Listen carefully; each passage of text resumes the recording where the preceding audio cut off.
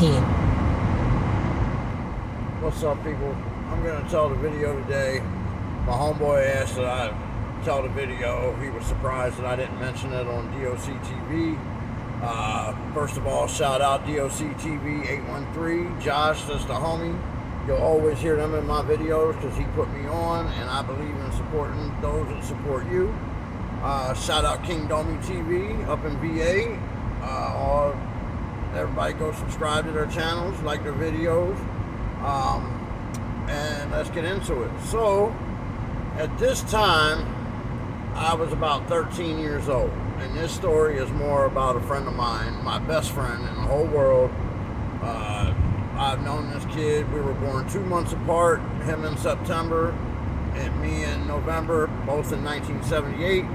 We live right next door to each other, Keswick Road, Baltimore. Shout out, everybody, all my Keswick Road people. So we were supposed to go fishing one day, and it was on summer break from school. And I was supposed to go fishing with him and a couple other friends of ours. I believe it was Brian Polston that was with him that day. I'll have to get my homie on here to tell his side of the story once I put this out there, because he'll fill in more details. I caught all this secondhand after it happened. So anyways, I was grounded for whatever reason, which was a regular occurrence. I got in trouble and I wasn't allowed to go with them this day. Now mind you, when I say go fishing, we used to go to this place called Rolling Park in Baltimore. And Rolling Park is dope. It's a beautiful stream. We go up there and catch some trout, had a little waterfall, and in the back they had, it was train tracks, and there was a bridge out there that we all called the Quarry. Oh no, yeah, was it the Quarry? I can't remember the name of it. Oh my God. Anyways, we used to go out to this bridge, jump off this bridge, go swimming. The trestle, that's what it's called, the trestle. Sorry everybody, it's been so long. Anyways, so we would go out to the trestle, hang out there, jump off the bridge. There was a legend that people had died out there from the seaweed and people getting tangled up in the seaweed. So our mothers would always tell us, you be careful out there at the trestle, because that's the way our neighborhood was. Not only did we grow up there, but our parents grew up there, their parents grew up there. So everybody knew everybody, which wasn't good for when you're out getting in trouble around the neighborhood and you get home and your mother knows everything you did, you don't know how. Eventually you realize that she knows everybody in the neighborhood too. So they go fishing, and I'm heartbroken at home that I can't go. And so I spend the day in my room or whatever, and they go hang out, they go do what they're gonna do. At the time they were installing what's called the light rail in Baltimore. Everybody that's in Baltimore or been to Baltimore since then knows what the light rail is. It's pretty famous now. But it was just being implemented back then. So literally it was like the first trains running. So they get it in their head, as young boys will, that hey, let's see what this train can crush when it comes by. So they start with putting coins and small rocks on the train and watching the train bust the rocks or whatever. They're just having fun, no big deal. Now, so of course, if it can bust this little rock, let's see what it can do with these big rocks. So they put bigger rocks on the train. Ultimately, and I could only imagine what this scene was like and them seeing it happen. But they put bigger rocks on the train track, and when they do, instead of the train crushing the rocks, it almost derails the entire train. So they run, from what they told me, and they hide underneath the trestle. The police come. Ultimately, they get caught and they get arrested, and they hit my buddy and his friend with like over 100 attempted murder charges. And for each person that was on that train, they said that they tried to kill them. And that was insane. I couldn't believe it. Like, I really thought they were joking. Like, that's how Baltimore City is, man. Must have it out for kids. Like I said, they hit me with the attempted murder charge for shooting a kid with a BB gun.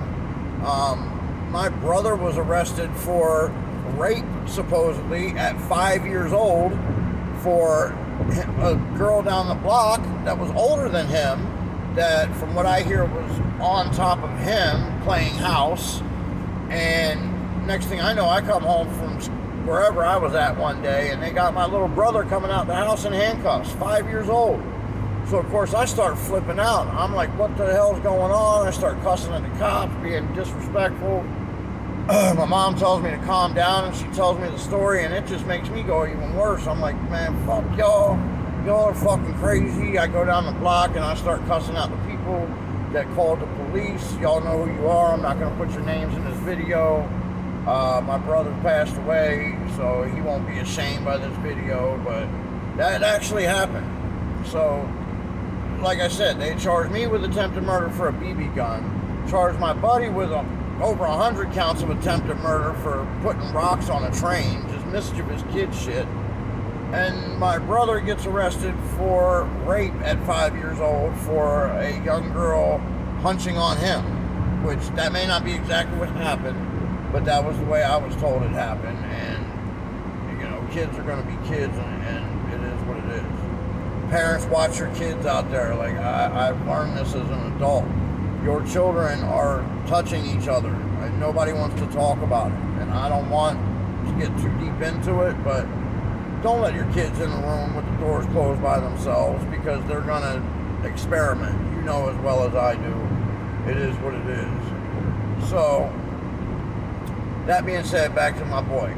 So, he is facing all these charges, and just like they did with me, they didn't do or say anything about it for several months. He's kind of just living life the way it is. You know, this was a long time ago, so I don't remember all the details, but I do know that, you know, we've gone back to the Trussell since then, and we used to go to this place called Loch Raven. Now, Loch Raven was a lot more fun for us to go to because it had this huge bridge that had to have been 100 feet in the air, maybe not that high, but it was up there, and it was way up there. And it would have these concrete pylons that are underneath bridges over water, and we would climb out to the concrete pylons underneath the bridge and jump off of the pylons. Well, my boy, the same one that got the attempted murder charges, was the daredevil of our crew, and there were certain sections you could walk. There was a section that had a big PVC tube that you could hold, and you could hold on to that while you walked across these cross beams all the way out to get to the pylon. Well, he didn't want to do that. He wanted to show how cool he was, and he just walked the next section over, which was just the cross beams, and didn't have anything really to hold on to. I'm terrified of heights as it is, and this situation didn't make it any better. So he had done this at least 50 times. Gone out there, made it out every time, jumped off, swam back to shore, we'd go out and do it again. Now, there was a couple times where we jumped actually from the rafters of the bridge, which was much higher than the pylons. That was one of the craziest experiences of my life. Once you jump out from there, everything goes silent and the world stops until you hit that water. Luckily, one day, we're sitting on top of the bridge, and we're on top of the rail, me and him, and we're debating on who's going to jump off this bridge first. And luckily for us, his mom, shout out Miss Margie, pulls up and tells us, you two get down, what are you two doing? And we tell her, we're going to jump off the bridge. You know, we're going to see how it's going to be a lot of fun. She's like, you two are idiots. She's like, you can kill yourself doing that. And that's how I learned that if you're a certain height and you hit water, it's just like hitting concrete. So thank God she caught us before one of our dumbasses leaped off this bridge. Anyways, all that being said, so the one time I'm climbing out on the side with the PVC tube, and my brother, my older brother, the guy I told y'all was my adopted brother, David, he's fishing somewhere. around the bend, wherever he was at. Me and Matt are swimming. So Matt is climbing out the rails and he slips because his shoes are wet. And he falls. Well, when he falls, I didn't realize what it was. All I heard was this thump, and it just sounded like, I don't know, a big bag of just, it sounded something really heavy and gelatinous would be the best way to put it, hitting the ground. But it didn't sound like a body or a person that I would think of. So originally I turn around and I see he's laying down by the water, and I start to giggle because I think he fell closer to the ground and rolled down the hill. And then I realized that not only did he not fall closer to the ground, but he's now fallen several, from what I was told it was 60 feet to the rocks below. Now I, to this day, say he fell face first because of the damage that was done to his face and his head. He tells me that he hit the ground on his feet and then fell forward, which that's possible, but he didn't break his leg. Broke his arm, broke his shoulder, fucked his face up really bad. Like, he almost died. If it hadn't been for me and my older brother, he would have died. Mainly my older brother. At this time, this was, golly, late 80s, early 90s? Yeah, it had to have been around 90. We were about 12 years old, 12 or 13. Anyways, so we go. We don't know what to do. Loch Raven, there's nothing around. There's no stores. There's no cell phones. None of that. So we go up on the bridge, like, what are we going to do? And it just so happens this guy, I believe in a BMW, I don't remember exactly what kind of car he had, but my brother noticed that it was a Richie guy's car. So he stops the guy, and he notices the guy has a car phone. That's how old this was. He had a car phone. And he stops the guy, he's like, please, you got to call 911. My buddy just fell off the bridge. He's going to die, blah, blah, blah. The guy calls 911. Ultimately, they come. They land the helicopter on the bridge, medevac, and they get my buddy loaded up on the stretcher. And right at this time, his mom shows up to pick us up from our day of swimming. She just got off of work. And she shows up, and of course, she's flipping out because she done told us to stay off that bridge. You know, she thinks that he jumped off the bridge. She's pissed. So once she finds out that it's Matt that's hurt, she comes running down the bridge, or running down the side of the walkway to get down to the water, and he's on the stretcher. They're about to take him up onto the bridge to get him in the helicopter. Well, she grabs him, grabs his arm, and it happens to be the arm that's broke, and he's in shock and delirious, and he's like, get the fuck off me, and he starts calling her all kinds of bitches. He doesn't realize it's his mom. He thinks it's another one of the EMTs fucking with him. So he's like, get the fuck off me, you fucking bitch. You're hurting me. And she bears back, because he done called his mom a bitch. She bears back, she gonna slap him in the fucking mouth for this. The EMT grabs her, he's like, ma'am, you can't do that. Like, he's in shock, he doesn't know what he's saying, blah, blah, blah. And I'm like, talk about being in shock, man. I'm watching my best friend die. And I honestly thought he was going to die. He was convulsing. He was bleeding profusely from everywhere. Like, thank God for that medevac, because he would have been a goner without it. He ended up being in the hospital, God, it had to have been 4 to 6 weeks.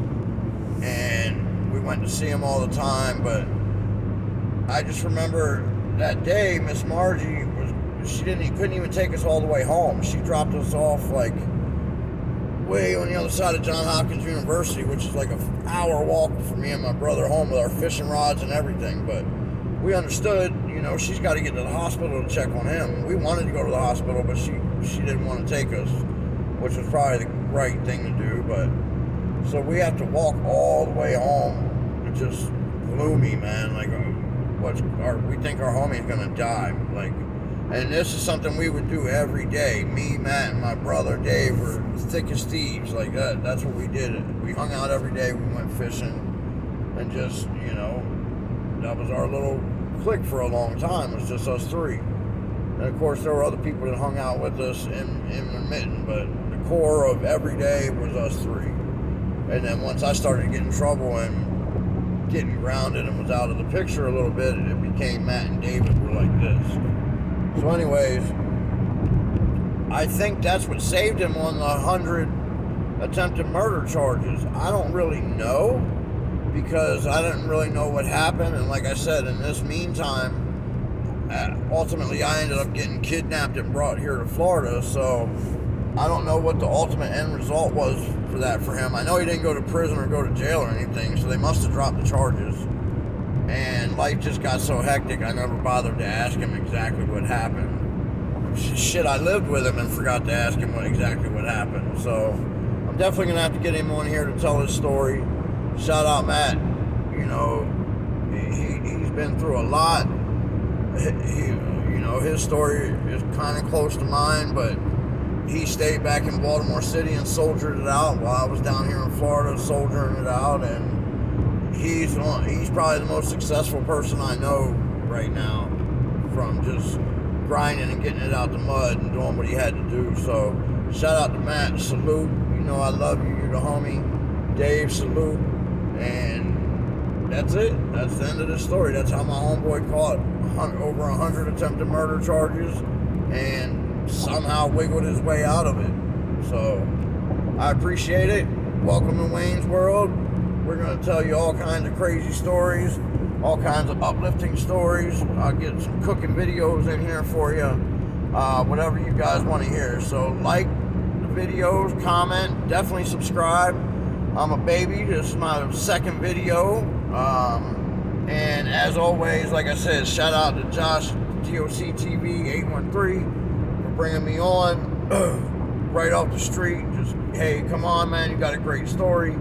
And if I can do that for somebody else, I definitely will, because I believe in paying it forward. And that's it. Everybody be happy, be safe, and I look forward to a long, happy future with you. Welcome to Wayne's World. Peace.